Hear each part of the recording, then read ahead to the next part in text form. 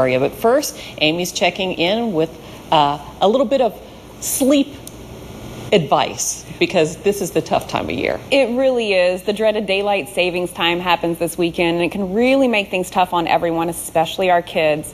But there's some things that we can all start doing right now to make the transition springing forward a little bit easier on all of us. And Dr. Connor is here to really help us out, because there's some things that we probably should have started last week in preparation for this weekend, but right now there's some stuff that we can do. Absolutely. I think the most important thing is to kind of prepare for it. You know, I think everyone loves the afternoons because it stays so much lighter later, but the payoff is the next morning when you have to get up an hour earlier. And, you know, the most important thing is to remember that the total quantity of time that you need to get maintains the same.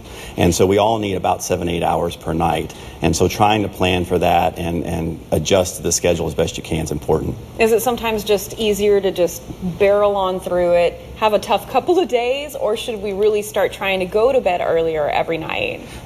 No, I agree with you. You should try and just force your way through it. It's always a challenge to try and change the bedtime, because if you're not tired, you really can begin to get into a pattern of insomnia. And that's really how insomnia gets started, is trying to force yourself to sleep, because it never works. It's not a conscious thing. It's very unconscious. And so trying to work with your body, and when your body's tired, getting rest is the most important part. We do have some tips that we're going to show there on the screen. One of them I thought was interesting was to do your exercising during the daylight hours. Why do we want to do that?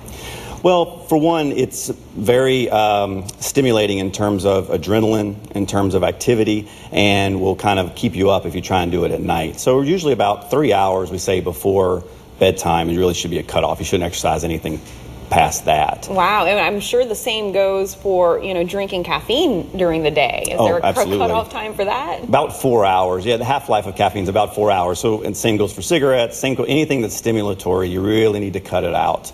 And plus, the exercise helps with sleep also, though, because if you get that exercise in, that muscle fatigue really helps later on in the evening when you're trying to get rest. How important is it for us to maintain a regular sleep schedule, like going to bed at the same time every night, waking up at the same time every morning? Waking up at the same time every morning is very important. Even on weekdays, weekends, it doesn't matter, because your body really doesn't know.